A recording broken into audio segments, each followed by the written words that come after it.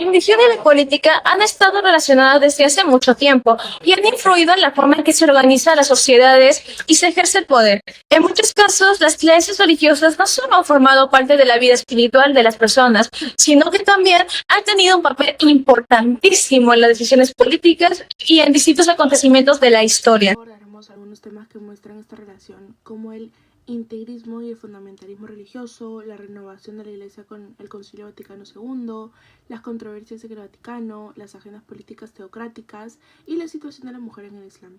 Finalmente, presentaremos una noticia actual para demostrar que la relación entre la religión y la política sigue siendo un tema muy importante en la actualidad.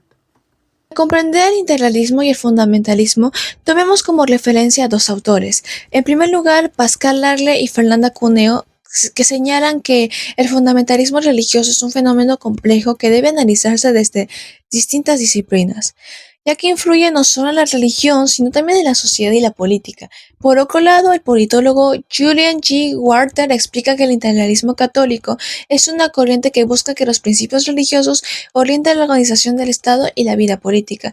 Aunque ambos conceptos relacionan religión y política, el fundamentalismo se centra en la defensa estricta de las creencias religiosas, mientras que el integralismo propone que esas creencias también guíen el poder político en las instituciones. Esto aplica también para el judaísmo y el islamismo. Uno de los aspectos más importantes del Concilio Vaticano II fue la renovación de la Iglesia Católica. Su propósito no fue cambiar la doctrina, sino renovar la forma en que la Iglesia cumplía su misión frente a los cambios de la nueva sociedad. En este sentido, el teólogo chileno Marcos Bunevit explica que uno de sus mayores aportes fue comprender a la Iglesia como el pueblo de Dios, donde todos los bautizados pueden participar activamente en su misión. Además, esta renovación se reflejó en cambios como celebrar la misa en el idioma de cada país y dar una mayor participación a los laicos.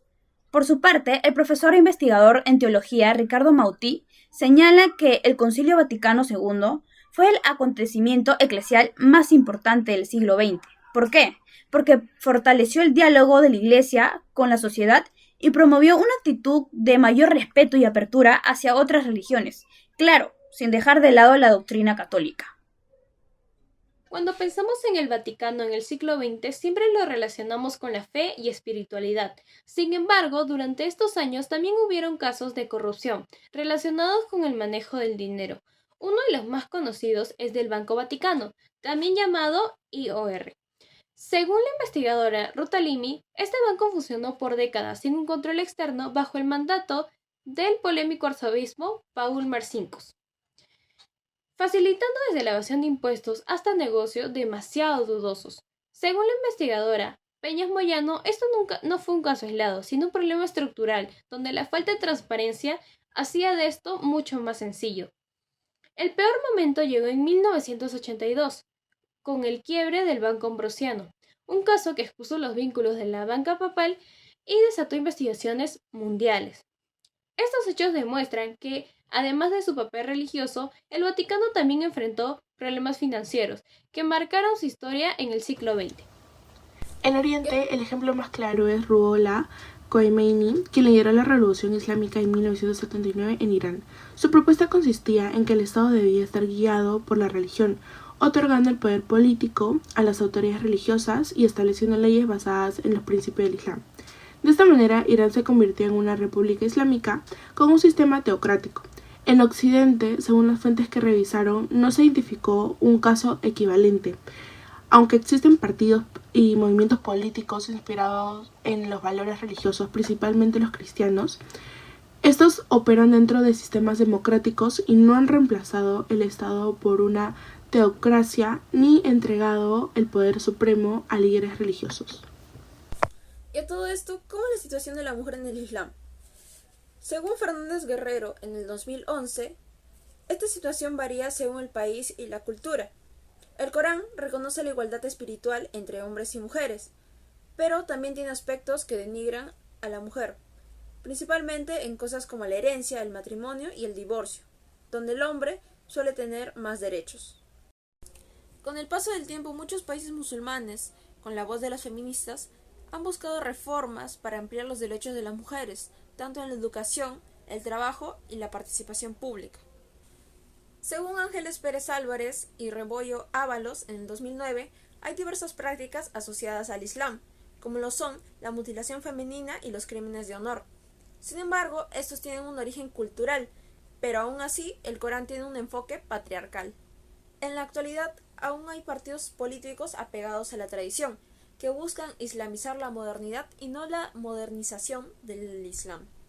Un ejemplo actual de este tema se observa en una noticia del BBC News Mundo, donde el Papa León XIV criticó la guerra en Irán y cuestionó algunas acciones del presidente Donald Trump, generando tensiones entre ambos.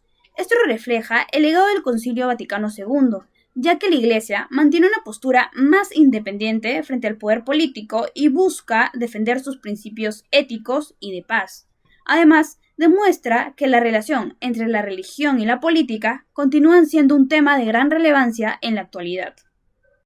En conclusión, las posturas extremas religiosas demuestran que la religión no solo puede influir en tu vida espiritual, sino también en la política, la sociedad y la cultura.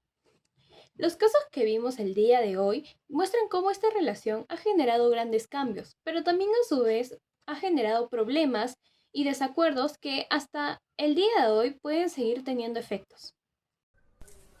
Por eso es importante comprender este tema desde diferentes puntos de vista, para conocer mejor sus causas y sus efectos.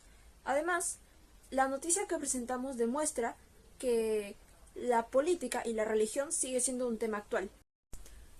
Por ello, el diálogo, el respeto y la defensa de los derechos humanos sigue siendo un desafío fundamental.